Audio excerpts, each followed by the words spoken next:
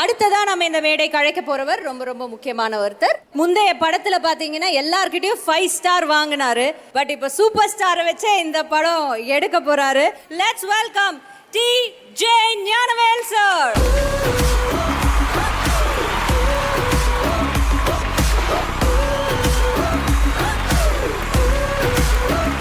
எல்லாரும் எதுக்காக காத்திருக்கோன்னு எனக்கும் தெரியும். நானும் அதுக்காக தான் காத்திருக்கேன்.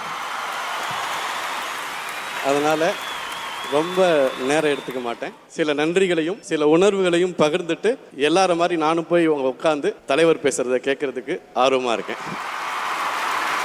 உங்களுக்கு தெரியாத ஒரு விஷயம் சொல்கிறேன். அவருக்கு தெரிந்த ரசிகர்களை விட தெரியாத ரசிகர்கள் கோடான கோடி. அதில் ஒருத்தர் நான்.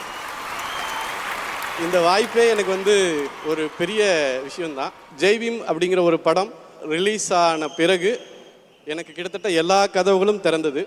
ஆனால் இப்படி ஒரு கதவு திறக்கும் நான் கற்பனையில் கூட நினைக்கல. இந்த இடத்துல சூர்யா சாருக்கு நான் நன்றி சொல்ல விரும்புகிறேன். ஏன்னா அந்த மாதிரி ஒரு கதையை நம்பி அதில் நடித்து இந்த மேடைக்கு நான் நிற்பதற்கு அவர் ஒரு முக்கியமான முதன்மையான காரணம். ஸோ அந்த வகையில் என்னுடைய மனப்பூர்வமான நன்றி இந்த இடத்துல பதிவு செய்துட்டு தொடங்க நினைக்கிறேன். எனக்கு தமிழில் நல்ல சினிமா வந்துச்சுன்னா ஒரு விஷயம் கட்டாயமாக நடக்கும். சூப்பர் ஸ்டார் கூப்பிட்டு அவங்கள பாராட்டுவார். இது ரெகுலராக நடக்கும். நானும் ஜெய்பீம் ரிலீஸ் ஆன நாள்லேருந்து வெயிட் பண்ணிகிட்டே இருக்கேன். அவர்கிட்ட இருந்து எதுவுமே வரல. அவர் கூப்பிடுவார், நம்ம போவோம். அவர் கூப்பிடுவார், நம்ம போவோம். சட்டெல்லாம் எடுத்து வச்சுருந்தேன். அவர் கூப்பிட்டாருன்னா போட்டுட்டு போகணும் அப்படின்னு. அவர்கிட்ட இருந்து எதுவுமே வரல. என்னடா இது, நம்ம பண்ண படம் அவருக்கு பார்க்கலையா இல்லை அவருக்கு பிடிக்கலையா, எதனால் நம்மளை கூப்பிடல, இப்படியே ஒரு வாரம் போச்சு. ஒரு 2வது வாரத்தில் ஒரு மெசேஜ் வந்தது எனக்கு. ஹாய்ங்க, I am Soundarya Rajinikanth, be congratulation, படம் ரொம்ப நல்லா இருந்தது அப்படின்னாங்க. நான் தேங்க்யூ. அப்பா சொல்லலை, பொண்ணுக்கிட்ட இருந்தால் ஒரு வாழ்த்து வந்திருக்கு அப்படின்னு சந்தோஷமாக நான் தேங்க்யூ நடிச்சிருக்கேன். திருப்பி டைப்பிங் அப்படின்னு வருது வாட்ஸ்அப்பில். அப்பாவுக்கு ஏதாவது ஸ்கிரிப்ட் இருந்தால் சொல்லுங்கள் அப்படின்னு. என்னால் நம்பவே முடியல. அப்படியே உத்து பார்த்துட்டு இருந்தேன். இது நிஜம்தானா எனக்கு டவுட்டு. சரி, இவங்க ஏதோ ரசிச்சிட்டாங்க போல இருக்கு, அதனால் கேட்குறாங்கன்னு. என் வாய் சும்மா இல்லை. இது அப்பாவுக்கு தெரியுமா அப்படின்னு நான் கேட்டேன். இவங்க கேட்குறாங்க, அவங்க சிரிச்சிட்டாங்க. அப்புறம் இல்லை ஷுவர், அப்பா படம் பார்த்தாரு, ரொம்ப அப்ரிஷியேட் பண்ணார், ஏதாவது இருந்தால் சொல்லுங்கள் அப்படின்னு சொல்லிட்டு. அப்புறம் ஒரு 10 நாள் ஒரு வாரம் ஆச்சு. இதை யோசிச்சுட்டே இருந்தேன். திரும்ப இது பண்ணி ஓகே, ஏற்கனவே டிஓபி சார் சொன்ன மாதிரி ஒரு லைன் இருந்தது.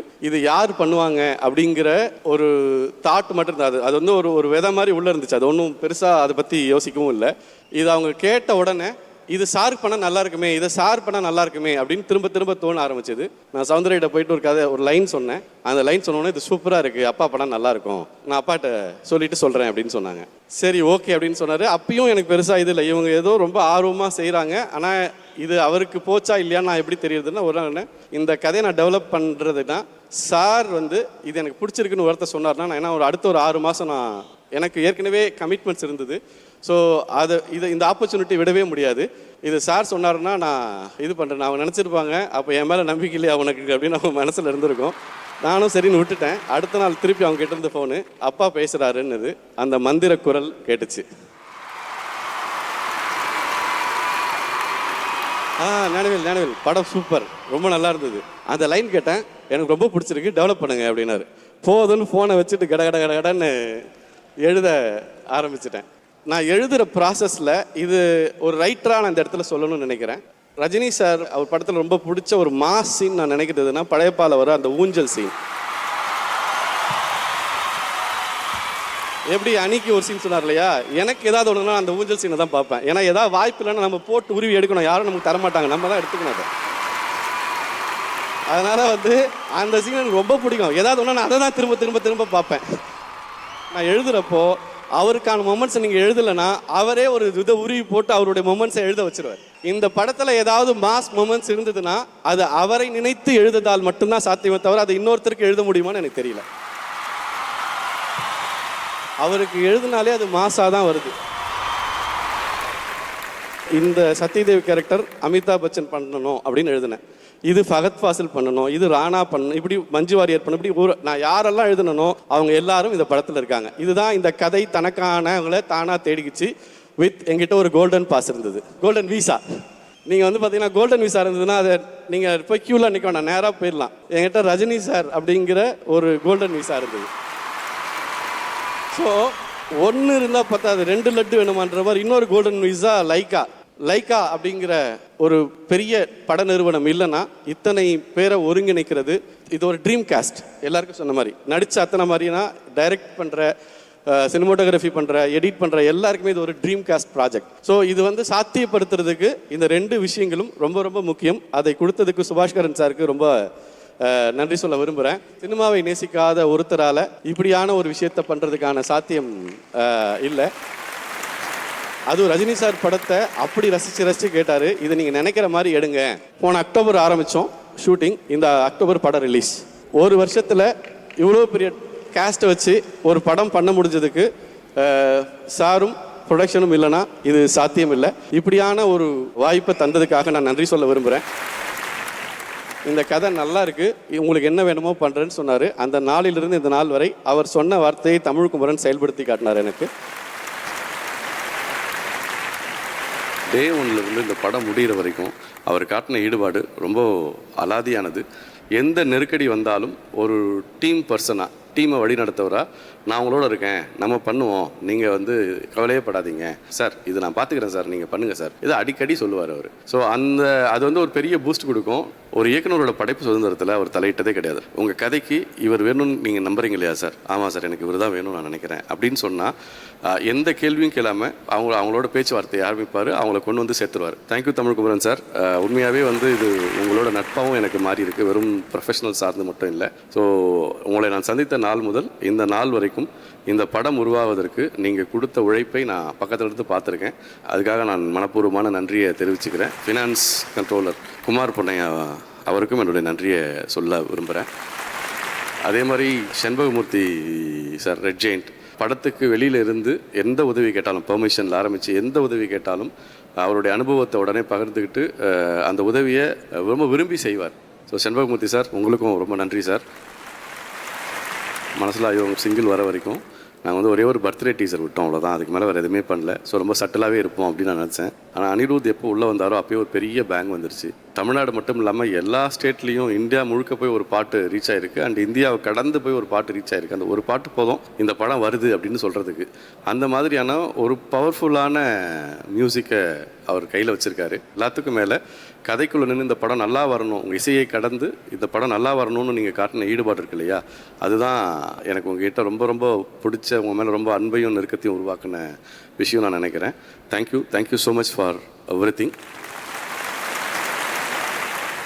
இன்னொரு golden visa Amitabh Bachchan sir. இதுக்கு வேற எந்த ஆப்ஷனும் எனக்கு தோணல. ஏன்னா ரஜினி சாருக்கு மேலே சார் வந்து ஒருத்தரை பார்த்து எழுந்து நின்று மவியமாக மரியாதையாக பார்க்குறாருன்னா அது அமிதாப் பச்சன் சார்.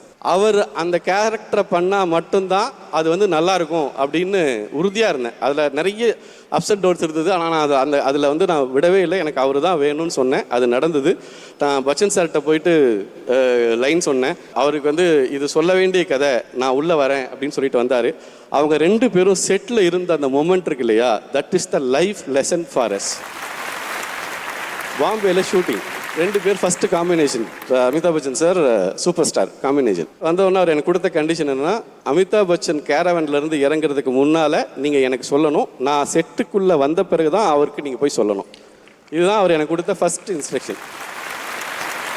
ஓகே அப்படின்னு சொல்லிட்டு நான் டீமை கூப்பிட்டு ஃபஸ்ட்டு ரஜினி சார் போயிட்டு ஷார்ட் ரெடி நீங்கள் சொல்லணும், அவர் வந்து இங்கே நின்ன பிறகு தான் நீங்கள் போயிட்டு அதுக்கப்புறம் சொல்லணும், சாரோட இன்ஸ்ட்ரக்ஷன் இது அப்படின்னு சொல்லிட்டேன். அந்த நாள் ஃபஸ்ட்டு ஷெடியூல் 4 நாள். இந்த 4 நாளில் ஒரு நாள் கூட எங்களால் கீப்பப் பண்ண முடியல. ஏன்னா அவர் வர்றப்போ நேராக செட்டுக்கு தான் வருவார். ரஜினி சார் இருக்காருன்னா அவர் ஃபஸ்ட்டு இறங்கி வந்துடணும்னு நினைக்கிறார். இவங்க ரெண்டு பேரும் சேர்ந்து ஆன் டைம் செட்டில் இருப்பாங்க, கேரவன் போக மாட்டாங்க, அங்கேயே உட்காந்துருப்பாங்க. ஒரு நாளைக்கு ஒரு சீன் தான் எடுக்க முடியும்னா இவங்க ரெண்டு பேர் வச்சு ஒரு நாளைக்கு 3 சீன் எடுக்க முடியும். நான் அது ஏன் வேகமாக முடிஞ்சிச்சு அப்படின்னு சொன்னால், இந்த டெடிகேஷன் இருக்குல்ல, எங்களுக்கெல்லாம் வந்து டயர்டே ஆகாது. ஏன் ஆகாதுன்னா, உழைக்கிறதுக்கு ஒருத்தர் இப்படி இருக்கிறப்போ நம்ம என்ன வேலை பார்க்குறோன்ற கேள்வி வந்துக்கிட்டே இருக்கும்.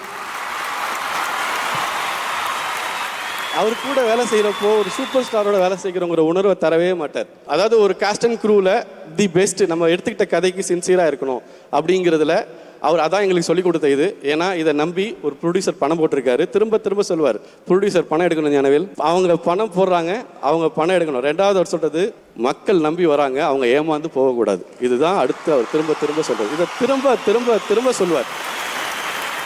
எனக்கு இது அவர் எனக்கு வந்து ஒரு லைஃப் லெசன் சொல்லி கொடுத்தாரு. இந்த படம் எப்படி இருக்கணும் அப்படின்னு ஃபர்ஸ்ட் டே சார் ஷூட் கிளம்பி வராரு. எங்கே கிளம்பி வந்து நாங்கள் வந்து நாகர்கோவில் திருவனந்தபுரத்தில் ஷூட் பண்ணுறோம். ஃபர்ஸ்ட் ஷெடியூல் ஏர்போர்ட்டில் ஏறாரு. அவர் ஏர்போர்ட் போனாலே மைக்கை நீட்டிடுவாங்கல்ல, அப்படி மைக்கை நீட்டினாங்க. இந்த வேட்டையின் படம் இருக்கு இல்லையா, அதை பற்றி சொல்லுங்கள் அப்படின்னு. இந்த படம் எப்படி இருக்கணும்னு எனக்கு சார் இன்ட்டு கொடுத்தது மீடியா கிட்ட. கருத்துள்ள பிரம்மாண்டமான பொழுதுபோக்கு திரைப்படமாக இது இருக்கும் அப்படின்னு வந்தார். ஓகே, இது நமக்கு தான் சொல்கிறாரு. இந்த படம் வேட்டையன் சார் முதல் நாள் ஷூட்டிங் வரப்போ என்ன சொன்னாரோ அப்படியான ஒரு படமாக வந்திருக்கிறது. இப்படி ஒரு படமாக வரத்துக்கு காரணமாக இருந்த என்னுடைய டெக்னீஷியன் கூட நடிகர்கள், ஏன்னா எல்லாரும் பெரிய சொல்ல முடியாது, ரொம்ப நேரம் ஆயிடுச்சு. அவங்க எல்லாம் என் டீமு, அவங்க தான் நான் தான் அவங்க. சார் எல்லாத்துக்கும் நன்றி சார். நன்றி மறப்பது நன்றன்று, மனப்பூர்வமான நன்றி அனைத்திற்கும். Thank you sir. தேங்க்யூ.